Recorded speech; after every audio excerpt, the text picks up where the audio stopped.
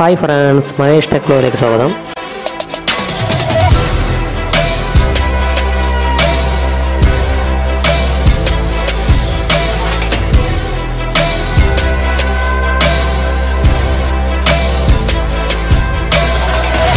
അപ്പോൾ നമ്മൾ ഉണ്ടാക്കുന്നത് ഒരു റിമോട്ട് കൺട്രോൾ കാറാണ്.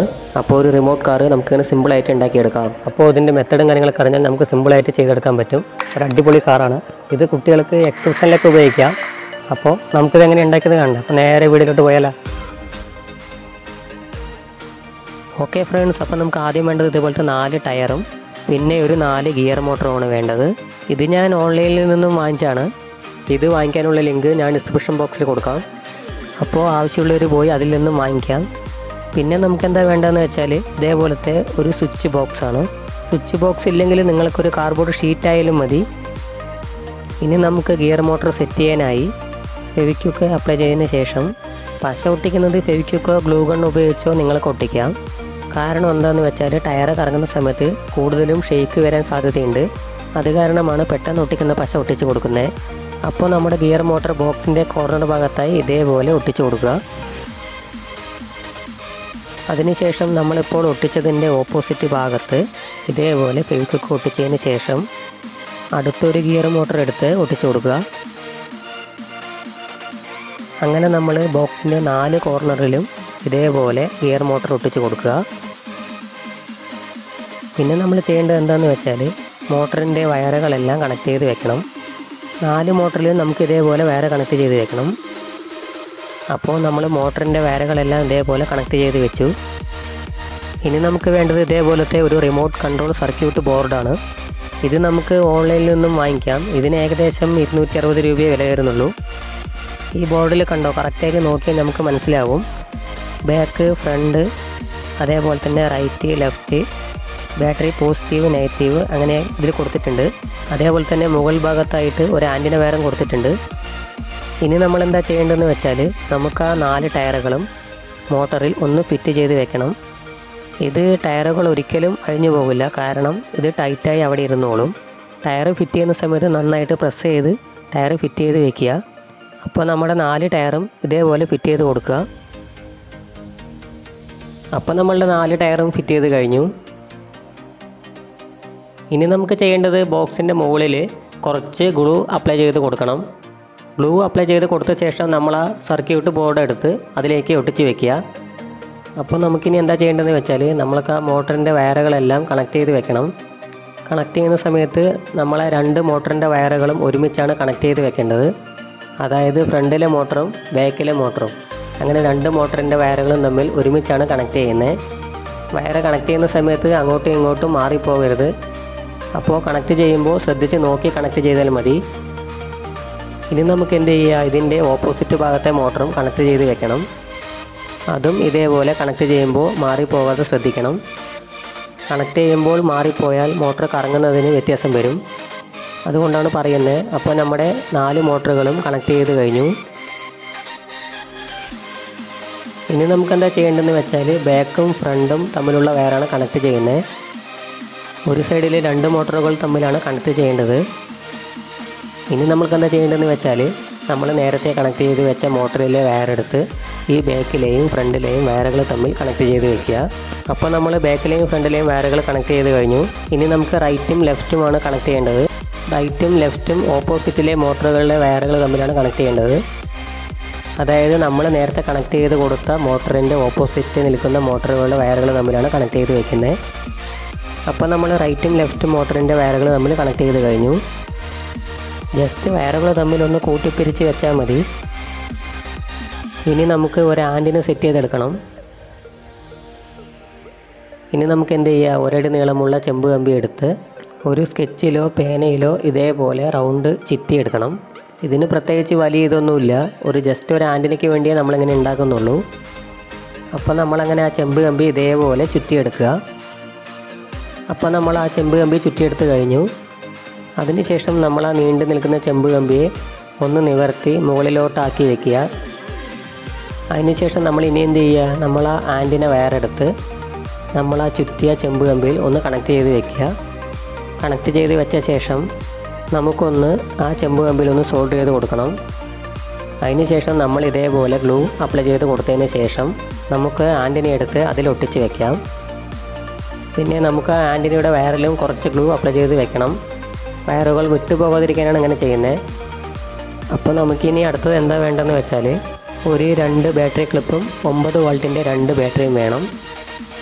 ഇനി നമുക്ക് എന്ത് ചെയ്യുക, ആ ബാറ്ററി ക്ലിപ്പിനെ ബാറ്ററിയിലേക്ക് ഇട്ട് വെക്കണം. അപ്പോൾ നമ്മളങ്ങനെ രണ്ടാമത്തെ ബാറ്ററിയിലും ബാറ്ററി ക്ലിപ്പ് ഇട്ട് വെച്ചു. ഇനി നമുക്ക് ബാറ്ററി ഒന്ന് സെറ്റ് ചെയ്ത് വെക്കണം. അതിന് കുറച്ച് ഗ്ലൂ അപ്ലൈ ചെയ്തതിന് ശേഷം ബാറ്ററി ഒന്ന് ഒട്ടിച്ച് വെക്കുക. അതിന് ശേഷം നമ്മൾ വീണ്ടും ഗ്ലൂ ഒട്ടിച്ചതിന് ശേഷം ആ രണ്ടാമത്തെ ബാറ്ററി ഒന്ന് ഒട്ടിച്ച് വെക്കുക.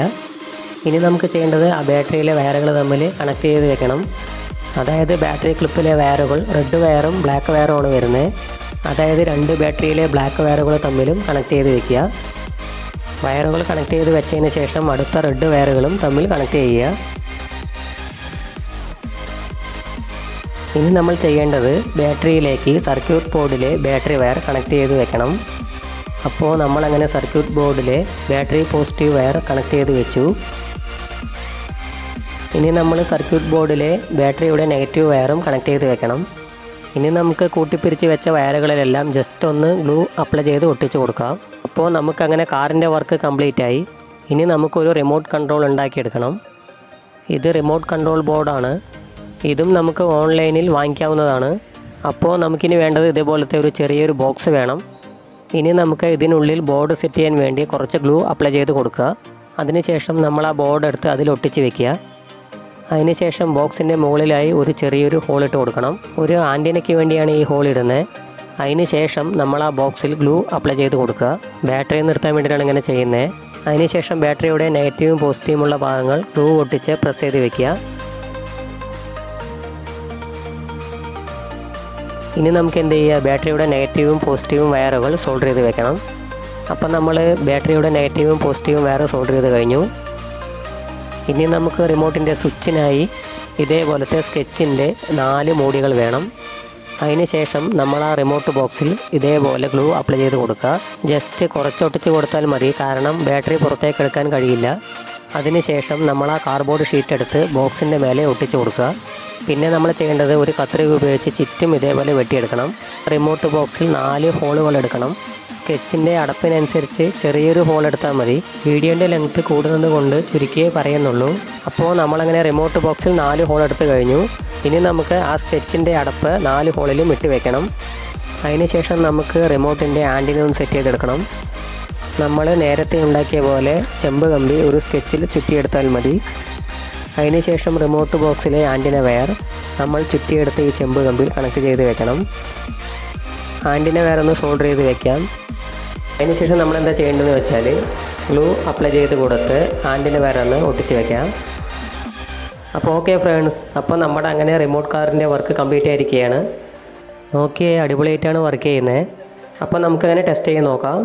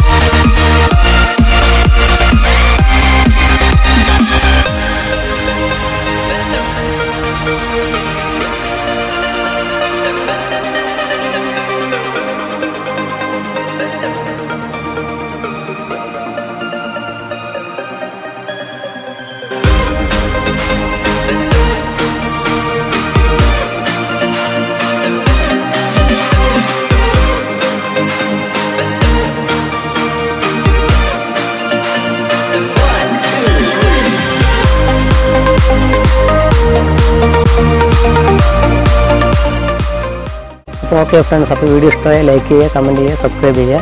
പിന്നെ അടുത്ത വീഡിയോ കാണുന്നവരെ ഓക്കെ, ബൈ ബൈ.